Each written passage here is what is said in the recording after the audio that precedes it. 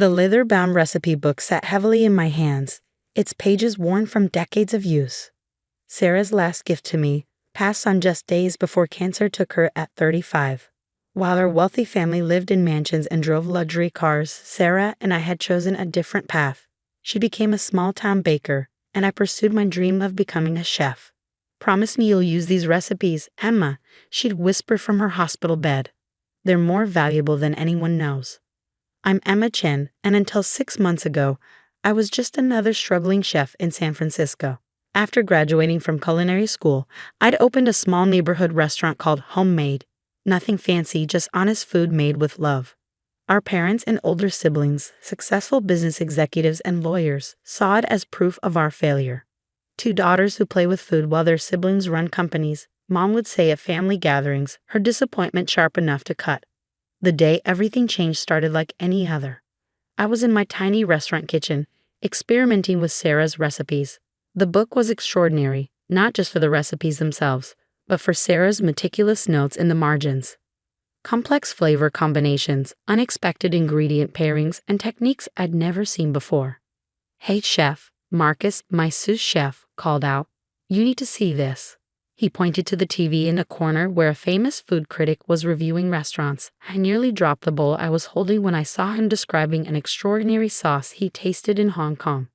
"This remarkable flavor," he said, "I've only encountered once before, at a small family restaurant in Beijing 20 years ago. The Chen family's imperial sauce. A closely guarded secret that died with the last chef. If anyone could recreate it, they'd have a culinary goldmine."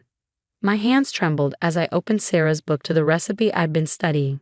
There, in her careful handwriting, was a recipe titled Great-Grandmother's Imperial Sauce.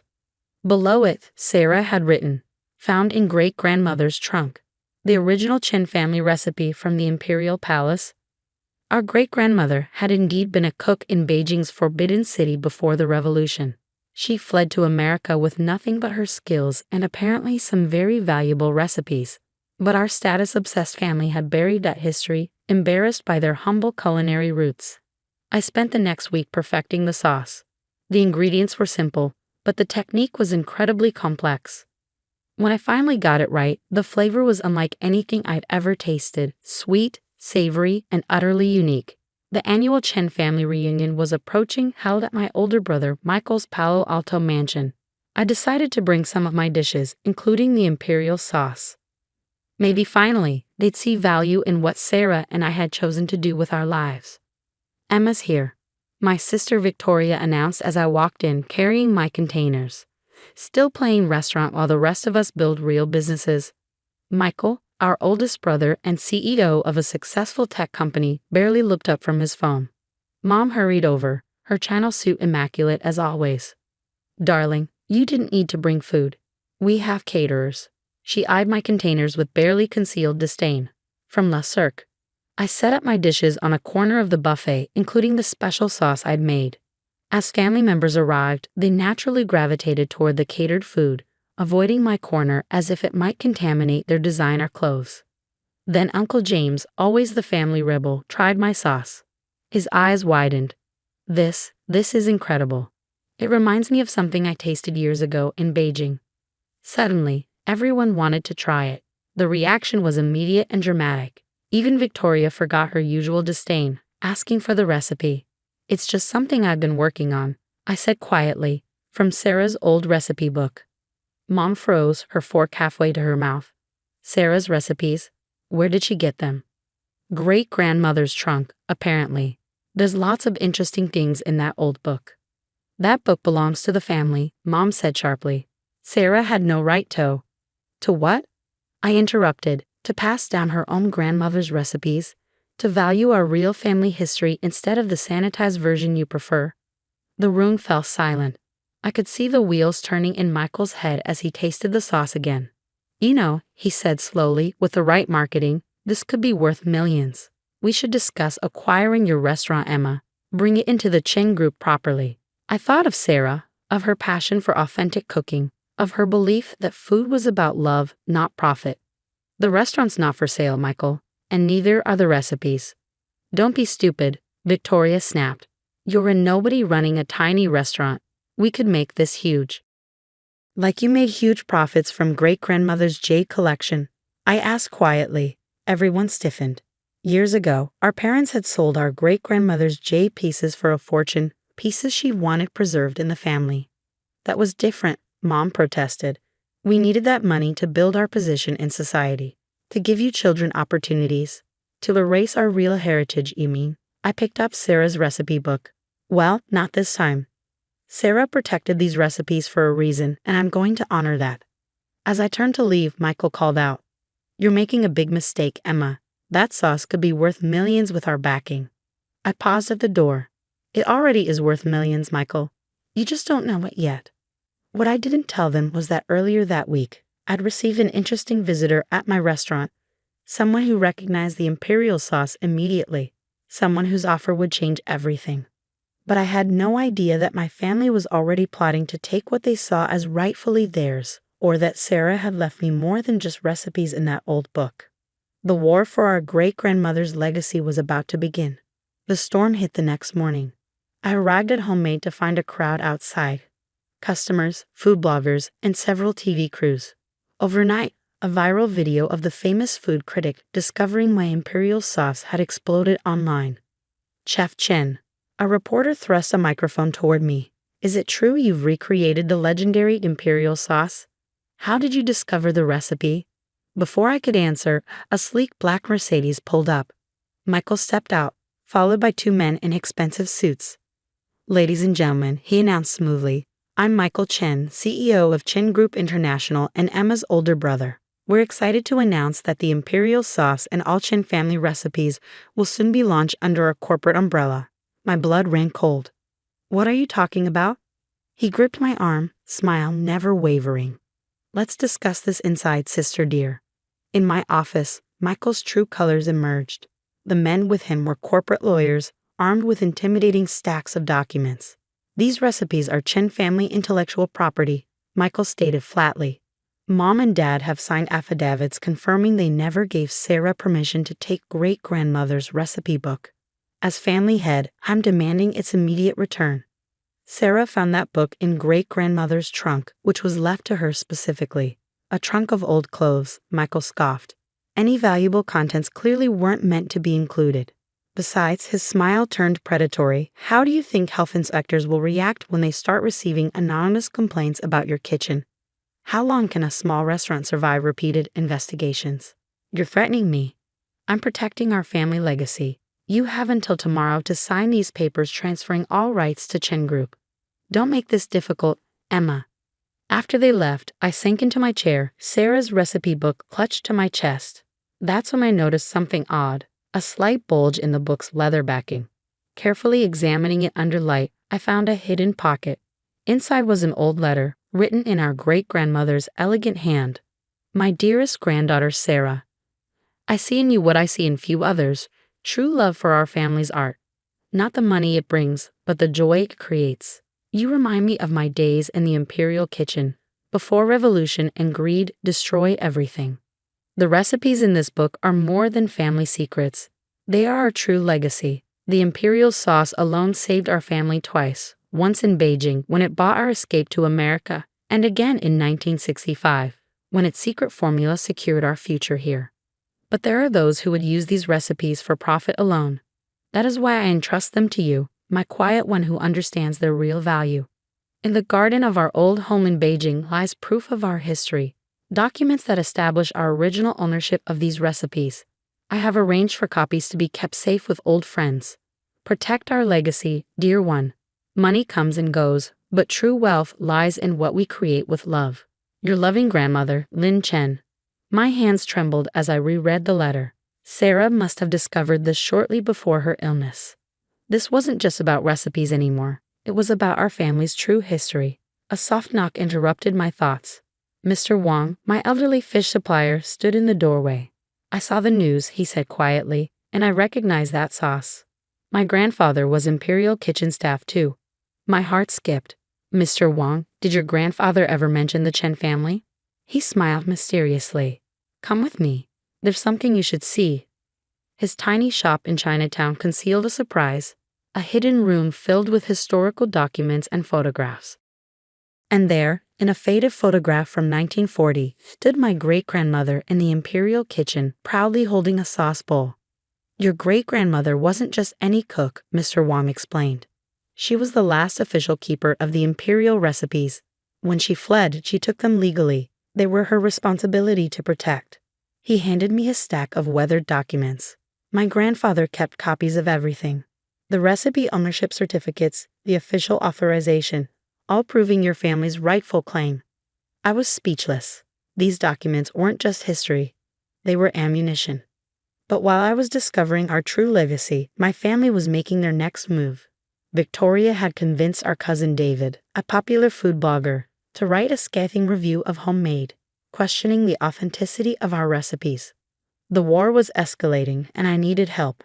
That's when I remembered another note in Sarah's recipe book, mentioning someone named Master Chen in Hong Kong. No relation, but perhaps an ally. I had no idea that my search for help would uncover an even bigger secret, one that would shake our family to its core. I'd arrived in Hong Kong as the city was waking up, the morning air thick with humidity and possibility. Master Chen's restaurant was tucked away in an ancient building in Kowloon, its faded sign barely visible among the neon lights. Inside, an elderly man was teaching a young apprentice the precise way to fold dumplings. Without looking up, he said in perfect English, "I've been expecting you, Emma Chen. Sarah told you about me." He smiled, his eyes crinkling. Sarah told me many things, including what might happen after she was gone. He gestured to a private room. "Come, your family's story is longer than you know." Over tea served in delicate imperial porcelain, Master Chen revealed the truth. He wasn't just any chef. He was the grandson of the imperial kitchen's headmaster, and he'd been waiting decades for this moment. "Your great-grandmother and my grandfather made a pact," he explained, unlocking an ornate wooden chest. They knew the revolution would destroy centuries of culinary heritage, so they divided and protected the most precious recipes. He spread out ancient scrolls and photographs.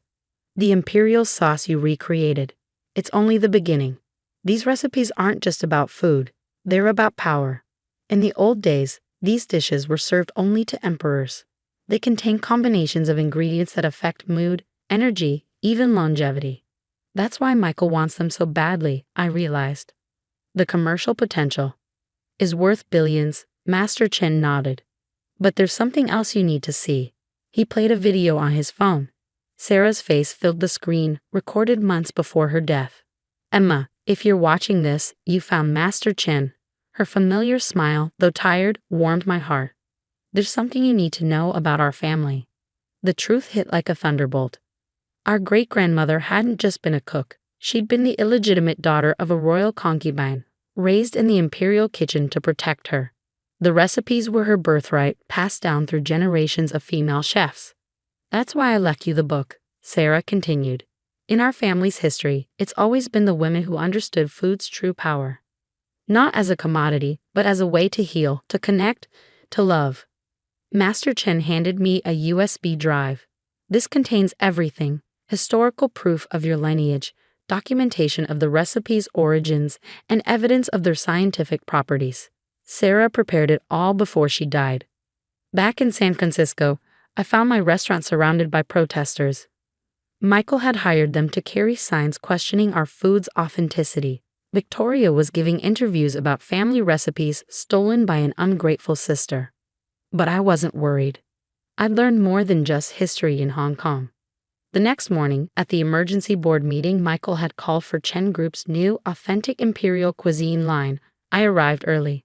The boardroom was packed with executives, lawyers, and one special guest. The Chinese cultural minister himself, invited by Michael to legitimize their claim to the recipes. Michael smiled triumphantly. "Emma, so nice of you to join us. We were just discussing the launch of our new product line." "Interesting," I replied calmly.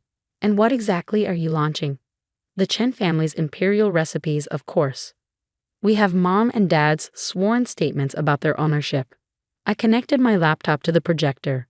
"Let's talk about ownership." For the next hour, I presented the truth: documents, photographs, scientific analysis of the recipe's unique properties, and finally Sarah's video testimony. The cultural minister leaned forward, increasingly agitated. These recipes, he announced, are protected Chinese cultural heritage. Any attempt to commercialize them without proper authority would be problematic. Michael's face turned ash white.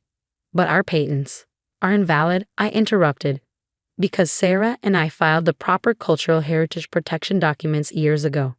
These recipes can't be mass-produced or commercialized.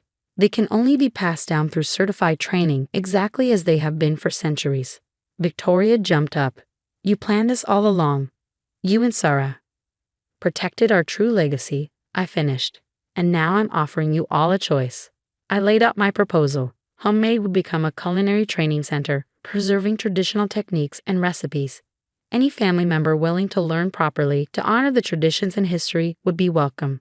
But, I added, no shortcuts, no mass production, no selling out our heritage for quick profits.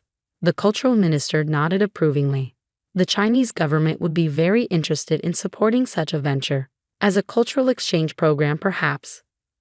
Michael slumped in his chair, defeated. His dreams of instant billions evaporating. Mom stood up slowly. The recipes, they really came from her? From the royal family? I handed her great-grandmother's photograph. From a woman who valued tradition over status, who believed food should bring people together, not drive them apart. Tears filled her eyes. I never knew, we never let her tell us. 1 year later, Homemade has transformed. We still serve traditional dishes, but we also train new chefs in the ancient techniques. Victoria, surprisingly, was the first to enroll in our program. Turns out she has a natural talent for dim sum. Michael focuses on the business side, but differently now, promoting cultural preservation rather than exploitation. Mom spends hours in the kitchen, finally learning the family stories she once dismissed. Yesterday, a young girl watched me teach the imperial sauce technique, just as great-grandmother once taught it in the palace kitchens. Does everyone get to learn the secret recipes? She asked. I smiled, remembering Sarah's words. The real secret isn't in the recipes. It's an understanding that the most precious things can't be bought or sold. They can only be passed down with love. Master Chin visits often, helping us maintain the old traditions while creating new ones. The cultural minister's endorsement has made us a bridge between culinary worlds. In my office, Sarah's recipe book sits in a special place of honor. But it's no longer just a book of recipes. It's a reminder that our true inheritance isn't measured in money or status, but in the wisdom, love, and traditions we choose to preserve and share. Sometimes the greatest wealth isn't what we gain, but what we protect. And sometimes the most powerful recipes aren't for food at all. They're for healing the bonds that break when we forget who we really are.